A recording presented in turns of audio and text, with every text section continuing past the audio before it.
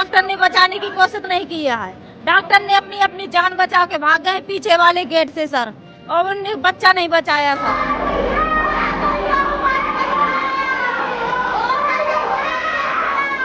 अगर हमारा बच्चा हमारे पास होता तो हम अपने बच्चे को जलने नहीं देंगे। हम चाहे खुद जल जाते लेकिन बच्चा बचाते सर। हमारा बच्चा सर जल गया।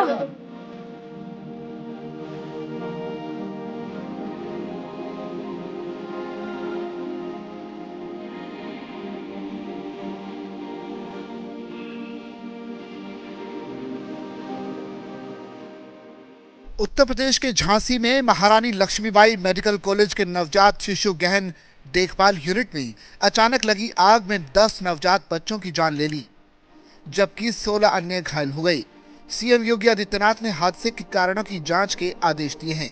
इस बीच प्रत्यक्षदर्शियों के हवाले से कई बातें सामने आई हैं। इनमें से एक ये है कि हादसे के वक्त सेफ्टी अलार्म नहीं बजा। कहा जा रहा है कि सेफ्टी अलार्म समय पर बजता तो बचाव कार्य जल्दी शुरू किया जा सकता था और बच्चों की जान बचाई जा सकती थी। देर रात तक मेडिकल कॉलेज में कोई ये बताने वाला भी नहीं था कि वार्ड में कुल कितने बच्चे भर्ती थे। बाद में अपुष्ट सूत्रों से पता चला कि वार्ड में 47 बच्चे भर्ती थे। पुलिस उन्हीं बच्चों का हवाला दे रही थी जो रेस्क्यू कर लिए गए या जिनकी मौत की सूचना मिल गई थी। आग की सूचना के साथ ही मौके पर पहुंचे DM Avinash Kumar, SSP Sudha Singh rescue operation और घायल बच्चों के इलाज का जायजा ले रहे थे। 3 दिन के एक शिशु के तीमारदार ने बताया कि आग लगने के बाद भगदड़ की स्थिति हो गई। करीब 1 घंटे तक भीषण धुएं से आसपास खड़े होना भी मुश्किल था। जैसे ही आग लगी तो सब लोग दौड़े, तो नर्सें बाहर के लिए धक्का दे रही थी, अंदर नहीं जाने दे रही थी।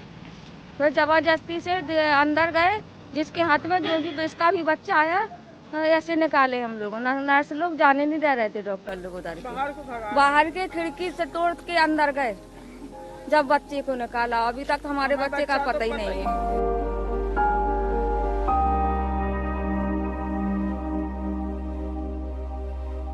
फायर पुलिस के पहुंचने के पहले कुछ लोगों ने वार्ड के खिड़की दरवाजे तोड़ने शुरू किए। कुछ बच्चे निकाले गए। हमारा बच्चा उसी वार्ड में भर्ती था।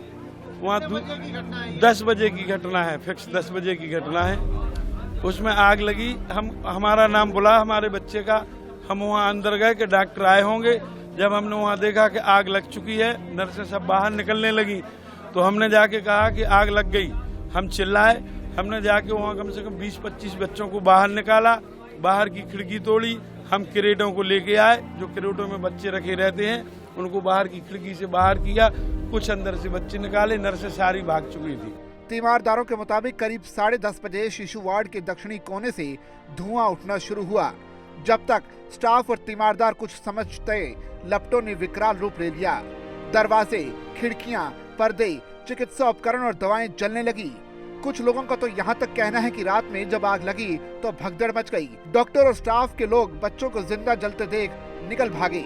यहाँ कोई कुछ बताने को तैयार नहीं था। कुछ तीमारदारों ने तो ये भी आरोप लगाया कि आग लगते ही डॉक्टर और स्टाफ पिछले दरवाजे से भाग निकले। अगर वो 1-2 बच्चों को गोद में लेकर भागते तो तमाम बच्चों को बचाया जा सकता था। 15-20 बच्चा हमने अपने आंखों से जले देखे हैं। डॉक्टर एक भी नहीं चला, न एक भी मरे, न नर्स मरी। क्यों नहीं मरी सर? अगर हमारे बच्चा मरे तो डॉक्टर भी तो मरते। अगर हमारा बच्चा हमारे पास होता तो हम अपने बच्चों को जलने नहीं देंगे।